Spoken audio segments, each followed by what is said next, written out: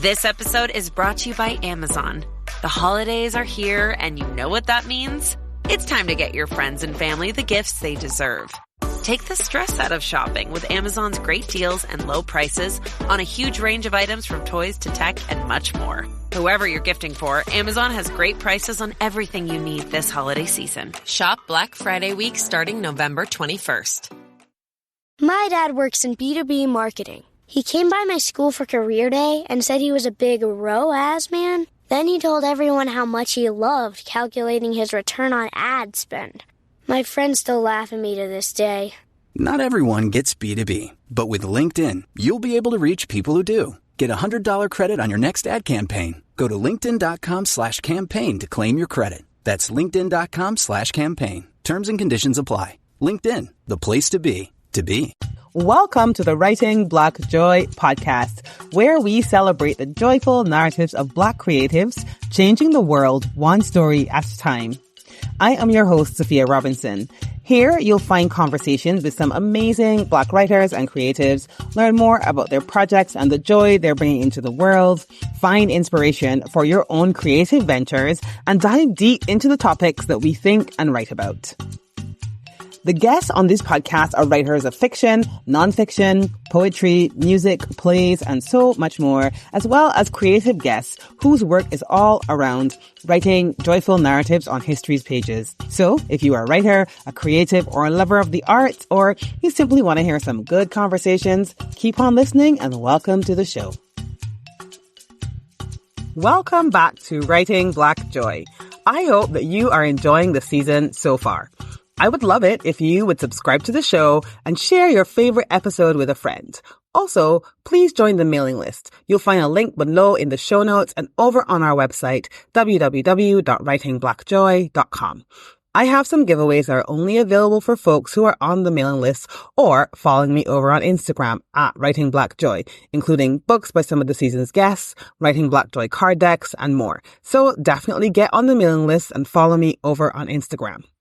Now, on to today's guest, Monica Black, a writer who is enjoying a lifelong affair with the power of words and the way that we paint images with them. Her love of writing started when she began writing about the places she visited when she served in two branches of the military, Army and Air Force. As a book coach, she has extended that love into teaching business people how they can author their own book to help them broaden their audience base. Monica aims to show them that their book can do so much more than showcasing their vision and purpose in writing, and it's also one of the easiest ways to add bottom-line revenue to their business. I love talking with a fellow book coach and writer about her writing process because I really think that there are many ways to write and finish your book, and the more we can talk about and hear about other people's processes, the more ideas we have to find our own. Here is what she and I talked about. Her upcoming book for women over 50 who want to use what they already know to reinvent themselves, her work and time in the military and how she learned through this her own capacity for reinvention, how she channeled her knowledge of studying English into helping people write their books, what stands in the way when people want to write a book, the power of sharing your stories even if they feel ordinary, what makes a good story and it's not what you think, the power of having an editor and that external lens on your work, how writing can change you, why legacy is important and how our stories can be a legacy, and so much more. I hope that you enjoy the conversation as much as I did. Welcome back. Welcome to this week's episode of Writing Black Joy. And I am so pleased to have with me Monica today, and we are talking all about reinvention. I cannot wait to talk about reinvention and writing and books with you, Monica. And obviously everyone's heard a little bit about you from your bio, and so we can jump right into the conversation. So nice to have you on here, Monica. And I know you are just wrapping up a book project. Yes. Which we're going to talk a little bit about. But firstly, give us your elevator pitch. Tell us a little bit about what this book is about. Okay. My book is written for women of a certain age, 50 and older, who think that everything is kind of settled in place, but they're not happy with the way their life is. So my book is about reinvention and how you can take what it is that you know and use it to create a whole new life. That is, do you know, that's actually one of my favorite topics. And I was actually talking to someone about this the other day, because years ago I wrote this blog post about how like every cell in your body replaces in 7 years. I don't know if it's 100% true or not, but it's just this idea every 7 years you can be a completely different person. Yes. But also, you know, I was reading somewhere, someone said that people always think, people look back on their life and see how things have changed, but they always sometimes they can find it hard to look forward and imagine things to be any different. So tell me a bit about what inspired you to write this book. I've been in 2 branches of the military. I was in the Air Force and in the Army for different reasons. We won't go into that, but I learned that you have everything that you need to change what it is that you're doing. There's nothing that is out of reach or out of bounds. You can do whatever it is that you want. As a matter of fact, the Air Force said their needs come first. So they give you all this battery of tests and you find out what you know and what you don't know. And they tell you where you fit. So I was in a whole different, as a matter of fact, I thought that they had made a mistake because they put me in electronics and math is not my forte. It never has been. So I'm saying you guys might have made a mistake, but I found out that they knew a little bit more about it than I do. And I had a wonderful time with the job that I learned. I worked in ground to air navigation. So the planes use certain equipment to take off, land, and navigate. Those are the machines that I worked on. The little orange and white sheds that are on the flight line, that's where I was. And I learned that I didn't need people to stand behind me for me to do my job. Once you know your job and you're comfortable in it, go in, get the work orders, go out and just do your job. It was wonderful. It was a liberating experience.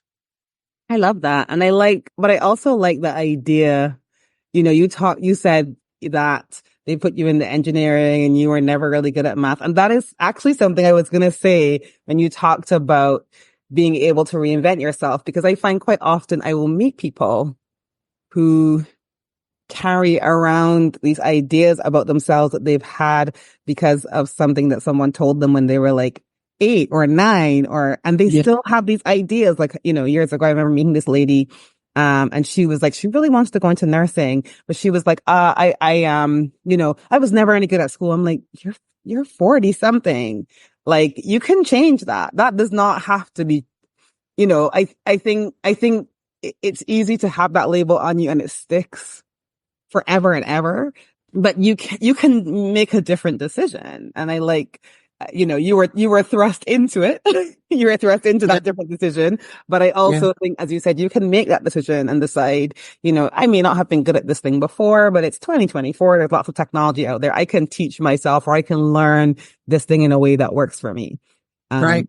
So I really like that you discovered that by accident, but I also like that it's something that you are now being intentional about. Right. So tell me, what's a quote that you find is inspirational or brings you joy? I like Helen Keller saying that life is an adventure or it's nothing. And there's like the 2 polarities, and you make up your own mind about which end you want to live on. Yeah. Oh, absolutely. Absolutely. I often think to myself about adventure and how it has its moments. Let's put it that way. Like, it'll have hard parts and things that are difficult or whatever, but also like that's part of the adventure as well. So I do quite like that. Now, one of the things I also know about you is that you also help writers with their books. Yes. So I love that. Tell me how you got into that. Well, I went to college and I took a lot of English. My whole major was English based, and I thought I was going to go into journalism broadcast. So yeah, that's what I graduated in. But the whole thing that I found during the time that I was in school was I was helping people write. And that's where my love just After I got out, I said, hey, I could do anything right now because I'm equipped, but this is what I want to do. I want to help other people tell their stories because there's power in words that we don't even think about. Yeah. What do you find? Because I haven't done a lot of it since I actually changed jobs after like doing the same thing for 20 years, a couple of years ago. And since I've made that change, I haven't been doing as much book coaching as I used to. But I did used to do a lot, and I still do quite a bit of editing. So I'm curious, what do you find is usually stands in people's way when they want to write a book or put some work out there? What do you find is common? A lot of the commonalities come from people thinking they don't know enough. They don't know enough. No one would be interested in my story because really I haven't done anything. Or thinking that they'll get started writing it and they'll run out of material. So that's one of the major problems that I've run into. And I like to point out that if you live anything at all, someone is out there waiting to hear what your experience was. They're dealing with the same thing. You made it through it and you have a path already established that they can use. Yeah. And I like that because I have this idea that I call everyday storytellers. And it's this idea that you actually kind of want to hear those ordinary or quote unquote ordinary, as people call them, stories. Like I love those. But also I identify with that, right? If I see a celebrity out there, like I watch it and I'm like, but also I'm like, that doesn't hit me in the spot because I don't identify with that life. But if I see somebody who, maybe they were, because I was in healthcare for a long time. Well, I still am, but I changed and went into education. But if I see somebody who is in healthcare, doing something, or someone, I'm from Barbados, somebody from a small island, that appeals to me because of those similarities, more so than a celebrity or, I'm in the UK right now and it's like the royals and I'm like, that doesn't even come onto my radar. Nothing about that. It doesn't inspire me because I feel like I don't identify with that. So I love those everyday stories. And the other thing I find, going back to what I said earlier about the ideas that people carry around about themselves, I find people often think that they can't write because they weren't good at English when they were in primary school or whatever. Like I have a very good friend who to this day, says to me, English wasn't my thing. And I'm like, she's written so much. She's done so much in her life. And I almost get mad when she says that. Cause I'm just like, what do you mean? Like you speak English, you're a professional. You've been for a lot of years. You've written a lot of stuff. Like you don't, I think there's this idea that there's a special English power or language power that you have to have to write. And if you don't have it, then that's it. You can't do it. Right. No, since YouTube University, I've come along that you can learn anything that you want to learn at any time. It just takes the desire. Yeah. And as long as you can speak, you can tell what it is that's on your mind. No one is looking for an English professor to tell it. It's not erudite speech. It's relation speech. It's like a conversation. Exactly. And the other thing I think is that I've met a lot of writers, people who've written books, and the thing that they possess is the desire to finish. That's it. They don't possess any extra powers or anything. Like I have this friend who did her PhD, she defended in 22. And I remember saying to her, I don't know if I can do a PhD. And she was like, you could write a book. You can do a PhD. Like the only thing you have to do is not stop. And I was like, what? And she was like, that's it. I like that. That's I like that. Is. And it was a good reminder to me that is mostly what it takes to do most things. Yes. Everything, but most. It does. So it's not like running material. It's just keep going. Yeah. Running out of material is not a thing because you're still living, right? So it's always going to be more material. Right. Yes. So I'm curious because I know I do have a lot of writers who listen to the podcast as well.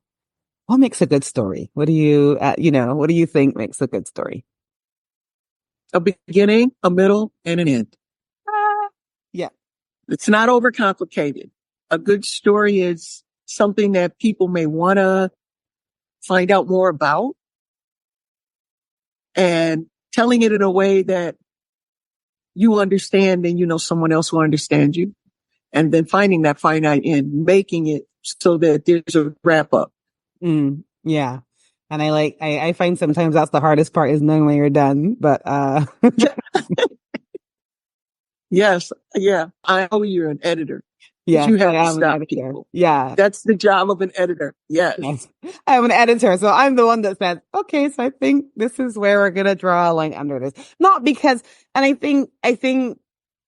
I do think sometimes though, like I've always had this experience with writing, which is that I feel like my intuition comes into play a lot when I write. And if I'm writing, I kind of know when it's done, right? I kind of know when, or when I'm done with it and it's time to pass it on to the editor or whatever the case may be. I don't think that, it doesn't necessarily need to be like, and everybody lives happily ever after the end. Like, it doesn't have to be like that. But, you know, I think as you write, you will know when it's time for you to pass it on to somebody else. And I do, not just because I'm an editor. I had an editor when I wrote all the books I've written. I've had an editor simply because you lose perspective. An editor needs an editor. Even an editor needs an editor. Especially editors need editors. Yes, they do. I belong to these writing groups, and sometimes people make comments about if you need an editor and whatever. And I was like, every good book that you have ever read has been edited. So just remember that. Just remember that even the greats would not put a thing out there unless they had somebody else look at it. And not just look at it for spelling, but look at it for continuity and look at it for flow and all of that. Like, they're not context, the whole nine. Yeah. The whole thing. Like, any good book that you've read has been edited. So if you think that you can do it without that, I don't advise it, because you stick so close to especially if it's your story. And I know you work a lot with people who are writing their own stories. You know that story so well that it's hard. You lose perspective on it. It comes with experience too. Knowing when the story ends, it comes with experience, even though you still need an editor. It comes with experience, and expecting yourself to write your first book, you're going to try and dump everything in there that you've ever heard or thought about. No one is looking for all that. And they want to know how you solved your problem or how to answer what it is that they're dealing with. So, yeah. You need you need an outside lens. Tell me a bit about your creative process as you were writing this book. So obviously you're at the point where by the time this episode airs, your book is going to almost be out in the world. But tell us a bit about what it was like to write it. I had an outline that I determined before I even started. I knew what it was that I wanted to share. And there's some things that came up during the process, but basically I had that outline, and that outline saved me. Because when I thought that I was going in the right direction, and I write and then I edit, and then I write and then I edit. I don't edit while I'm writing. So when I come back to it and I look at it, I'm thinking, okay, there's something that's not right here. Go back and look at the thing before. And that outline pulled me right back on track, so that I got finished in the time that I kind of outlaid for it. I mean, there was a couple of days where I'm like, walk away. You're not going to get this right now. It'll come to you when you return. But by and large, the book pretty much wrote itself, because that outline buoyed it up and it helped me.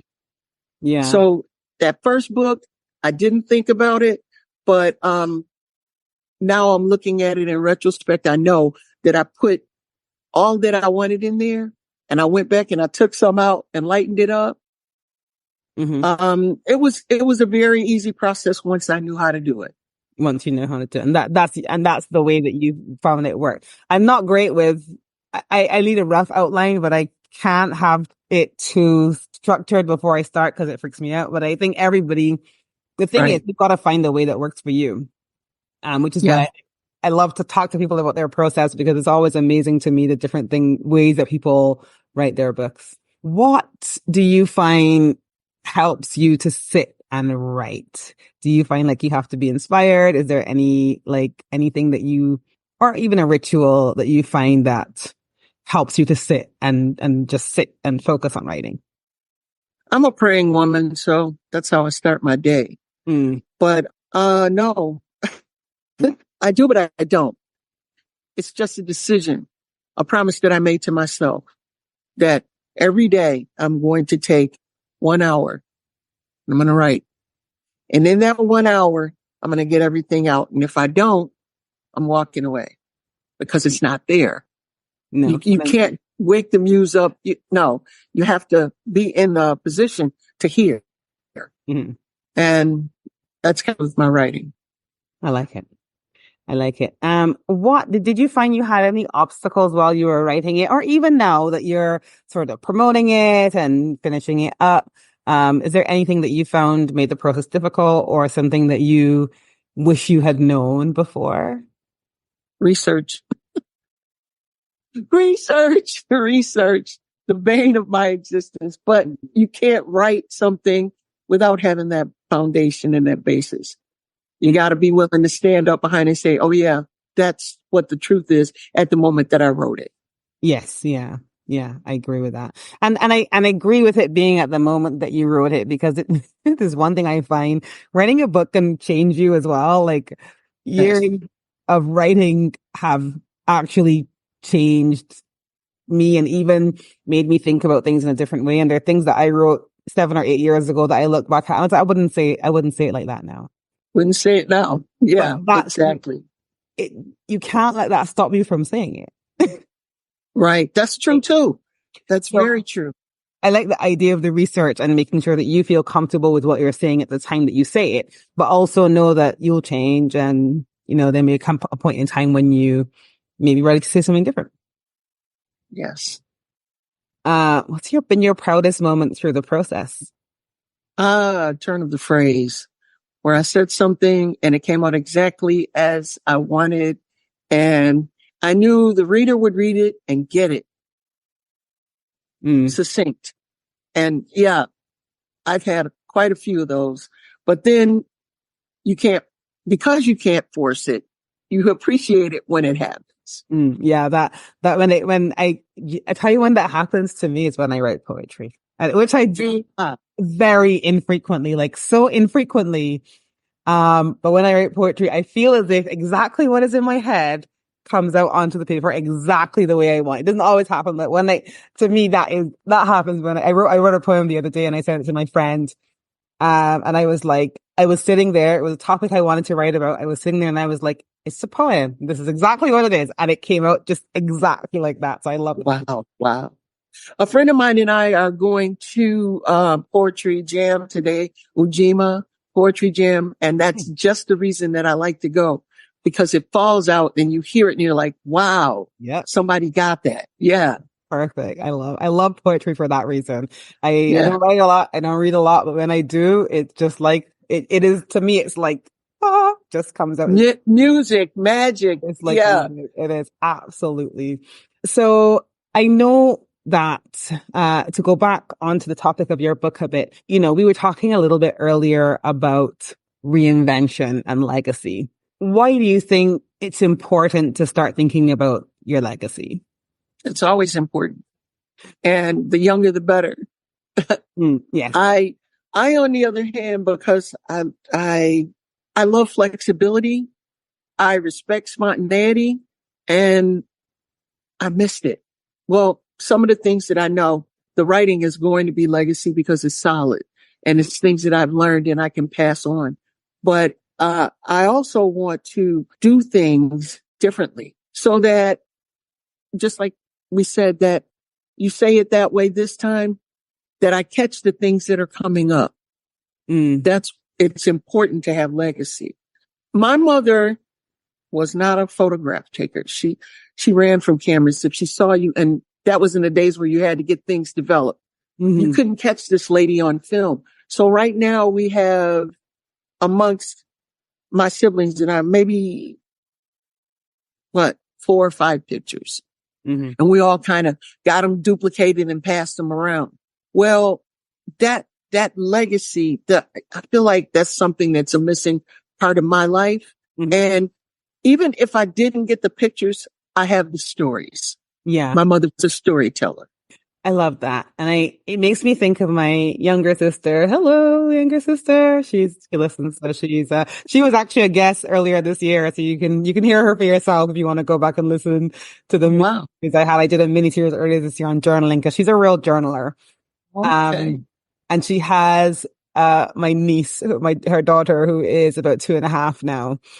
And, she got married a few years ago, and in the process of getting married and moving into a new place with her husband and, having my niece, she's kind of like looking at all of her stuff, and all of her stuff includes, if you want to see the number of journals she has, go back to that episode and you'll see the stack is taller than she is, right? Oh, okay. She's a real journaler, but she started thinking like, my daughter is not going to sit and look through all these journals. So she thought, I want to write a book for my daughter. Right.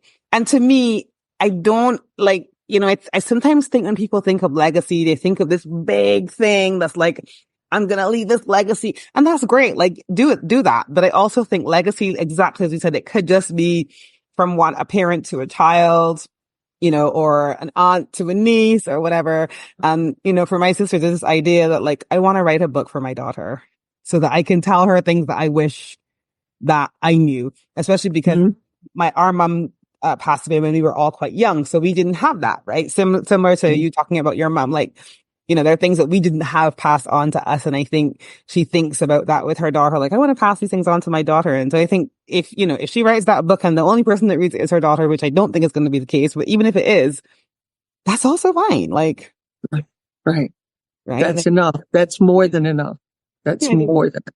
Absolutely. So I think your legacy it can be personal. It can be this big thing on the world, or it can just be this personal thing that you do for someone that you care about and think about the stories that you can tell them. Cause my aunt always used to say to me, like, it's good to talk, and the stories that people tell you, that's how you learn. That's how you think, oh, I wouldn't do that. Or, okay, I'll do that next time.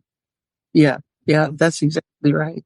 And that's legacy thought of in a different way than most people do now. Most people think that legacy is a financial obligation or a gift. And that's true. You do want your children to come up easier than you did and have greater access to things that you might not have. But that's not the only gift that we can give them. Right now, there's things that I wish I knew that my mother on when we were 2. So there's things that I learned about being an older woman that I had to find out on my own because she wasn't here. So legacy it's intense and it's deep, and it's not something that's just attributed to one thing. There's a whole lot more to life than that.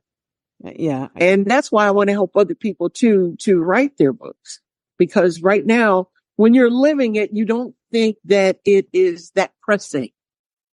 You're just living. You're just doing your thing. But the ones behind you and those children, we're the griots for the children of the future. So that book might be that. Yeah. Yeah, I definitely agree with that. What advice would you give to a budding writer? Oh, practice, write more. And when you think you've written enough, write some more. That's one of the ways. And I mean, make it a promise to yourself too, that that's what you're going to do, so that you have that endurance to finish something that you may start a project. But writing every day, I think journaling it's powerful. My sister was a journaler too. And I don't know if her children read her books. She passed on too, but I don't know if they read her books, but I would, because there's a lot of things that you keep inside. Yeah, absolutely. My sister probably wouldn't want to hear this, but I'm like, I would totally read her journals, even now while she's alive, but I won't without her permission, obviously. But right. I think it's like your inner world, isn't it? And I think that is, when I write fiction as well.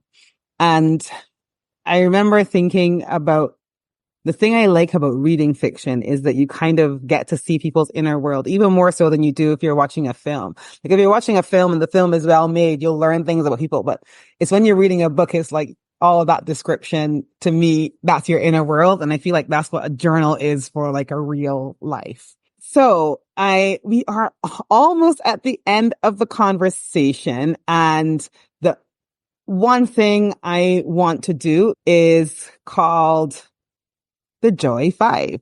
Yes. Right. So we have 5 minutes, and I'll just ask the questions rapid fire and you can answer as many of them as you can. So question 1, what is something that's bringing you joy right now? Taking care of people. Say more about that. Right now I'm living in a building with seniors and I'm gathering their stories, and we do that over coffee, and we plan coffee every week on Monday so that everyone in the building can get to know who else lives here and you don't feel alone. And I just sit, I'm listening. We had 100-year-old birthday just last month. A lady turned 100 years old. She said she feels 20.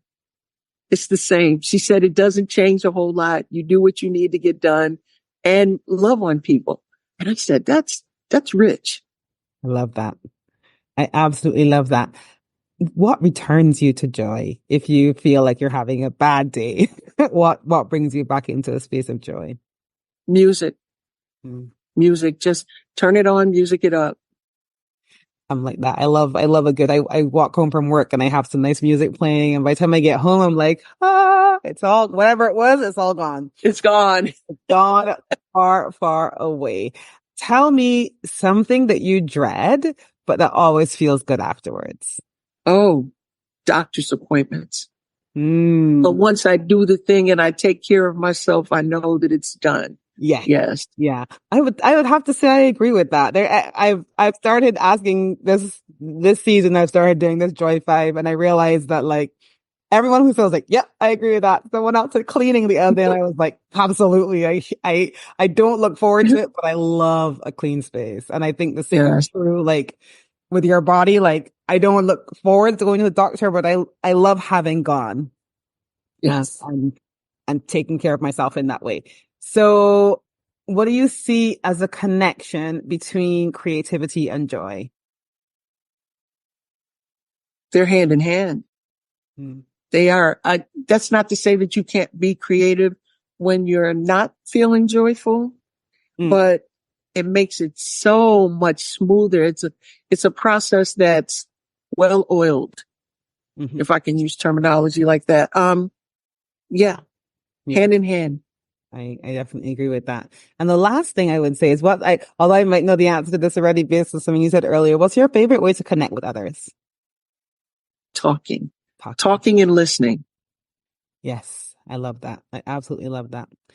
Oh, 5 minutes are up. So hopefully by the time this episode comes out, I will have links to folks if they want to pre-order your book. So if you're listening to the podcast, just look down into the show notes and you will be able to follow Monica, grab her book if you want to read a bit more about reinventing your own life.